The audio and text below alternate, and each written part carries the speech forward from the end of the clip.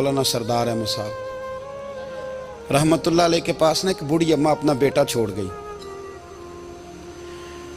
تو حضرت صاحب نے کو 2 4 5 مہینے رکھا. تو بعد میں اس کی اماں کو بلا کے کہا کہ بھائی تو بیوہ ہے، بیٹا تیرا یتیم ہے، میں نہیں چاہتا کہ اس کا وقت ضائع ہو. یہ پڑھنے والا کوئی نہیں، سارے نہیں بھائی پڑھنے والے ہوتے. اب یہاں علماء بیٹھے ہیں، میں بے ادب بھی نہ ہو جاؤں. کچھ پورے 8 سال لگا کے بھی آ جاتے ہیں، سند بھی ان کے پاس ہوتی ہے. ناراض نہ ہو جانا، یہ تو سب اچھے لوگ ہیں. سند ہوتی ہے پر پتہ کوئی نہیں ہوتا. یہ اعلیٰ حضرت نے لکھی ہے بات. سند ہوتی ہے، پوری ڈگری ہوتی ہے، اس پہ کئی لوگوں کے سائن بھی ہوتے ہیں. تو بہت سارے طالب علم ایسے ہوتے ہیں جو مدارس میں کہتے ہیں میں فاضل فلاں ہوں، لیکن کوئی شے پاس. تو مولانا سردار احمد صاحب محدث اعظم پاکستان رحمتullah علیہ اس بوڑھی کو کہنے لگے تیرا بیٹا کند دینا ہے، پڑھنا پڑھانا اس نے کچھ بھی نہیں. تو یتیم بچہ ہے، کل کو تو کہے گی کہ میرے بیٹے نے وقت ضائع کیا تو واپس لے جا. بوڑھی اماں رونے لگ گئی، کہنے لگی میں پڑھانے تو نہیں لائی تھی، میں تو آپ کو رب کا ولی سمجھتی ہوں، میں تو نوکری کرانے لائی تھی. نوکری. حضرت انس بن مالک کہتے ہیں میری اماں بھی حضور کی بارگاہ میں دے گئی تھی. حضور کی بارگاہ میں یہ نہیں کہا تھا کہ یا رسول اللہ پڑھا دیں، ہاں میں ذمہ داری سے بات کر رہا ہوں. یہ نہیں کہا تھا حضور مجاہد بنا دیں. یہ تھوڑی کہا تھا کہ یا رسول اللہ صلی اللہ تعالیٰ علیہ وسلم سے مفسر، محدث، محقق، مفتی بنا دیں. حضرت انس کی اماں کہہ گئی تھی سونیا جب تک یہ رہے گا نا آپ کی نوکری کرے گا، یہ گھر کے کام کاج کرے گا، ڈیوٹی کرے گا. حضور یہ آپ کی نوکری کرے گا. تو میرے محبوب نے پھر دعا کر دی اللہ اسے برکت عطا فرما. تم سمجھتا ہے خدمت والا خالی رہ جاتا ہے؟ جتنا ذائقہ خدمت والے کو ملتا ہے، جو اس کے نصیب میں آتا ہے، وہ کسی کا نصیب کہاں بھائی. حضرت انس کہتے ہیں حضور نے دعا کر دی، برکت کی. مجھے تو کھیتی باڑی آتی بھی نہیں تھی، پر لوگوں کے باغ میں سال میں 1 دفعہ پھل لگتا تھا، میرے باغ میں 2 دفعہ لگتا تھا. حضور نے دعا کر دی یا اللہ اسے اولاد دے. فرماتے ہیں میرے بیٹے، میرے پوتے، میرے نواسے، میری بیٹیاں، فرماتے ہیں میں زندہ ہوں اور میری 100 اولادیں موجود ہیں. پریشان ہو گیا 100 سن کے کہ بچے 2 ہی اچھے. 100 اولادیں میری موجود ہیں. حضرت انس بن مولانا سردار احمد صاحب کے پاس نا چھوڑ گئی بچہ. کہنے لگی حضرت جی میں کو پڑھانے کے لیے تھوڑا چھوڑ گئی ہوں، میں تو اس لیے چھوڑ کے گئی ہوں کہ آپ مہربانی کریں، خدمت کرائیں. تو حضرت جی کہنے لگے کوئی ایسا کام ہی نہیں، خدمت والا کیا کراؤں. کہنے لگی پٹھے پوا لیا کرو. جی ان لڑ پیندے نے، کہنے نے بچے کام کر دیں مدرسے دا. حالانکہ اب کہاں بچے کام کرتے ہیں، اب تو گزر گیا دور، اب تو بچے کام کراتے ہیں. اب بچے بھی ناراض ہو رہے ہیں، گھور گھور کے دیکھ رہے ہیں. صحیح پہ رہا ہوں آپ کو، بچے کام کراتے ہیں، بچے کہاں کام کرتے ہیں. کہنے لگی یہ چارہ ڈالے کرے گا آپ کی بھینسوں کو.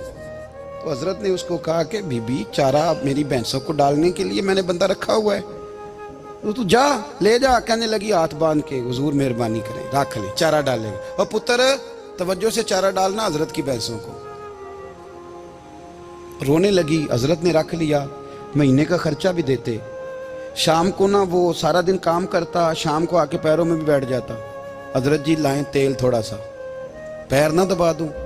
8 سال ساتھ والے پڑھتے رہے، یہ بیچارہ نوکری کرتا رہا. میرا روپ بھی نہیں تے میرا رنگ بھی نہیں، اور مینو یار منان دا ٹنگ بھی نہیں.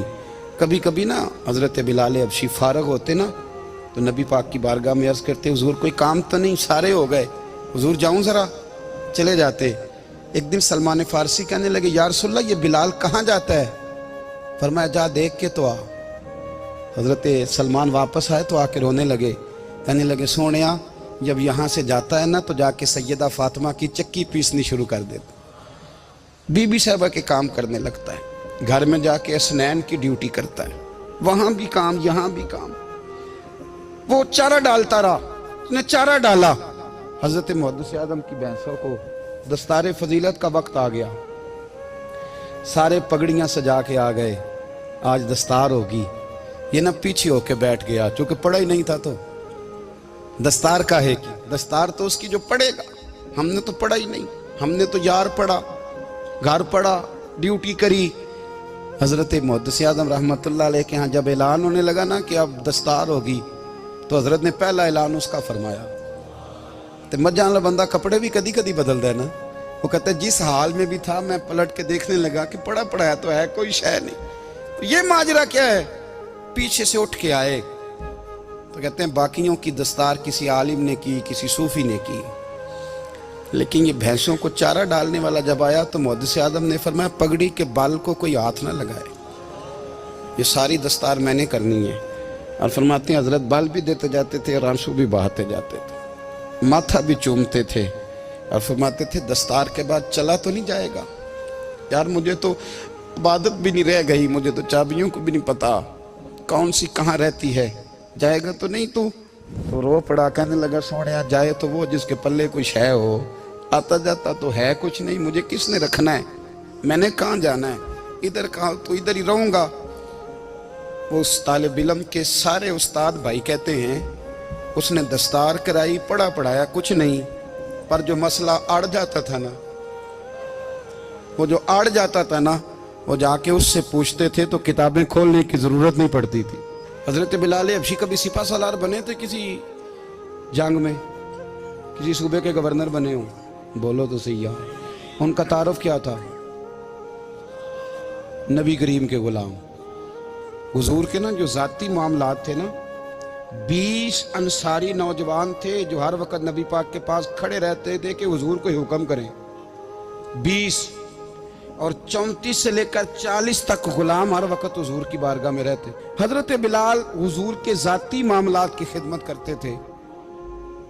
کوئی ایسی وہ جو تبلیغ کی یا دعوت کی یا جنگ کی یا جہاد کی کوئی ڈیوٹی نہیں وہ کرتے, ذاتی خدمت سرکار کی.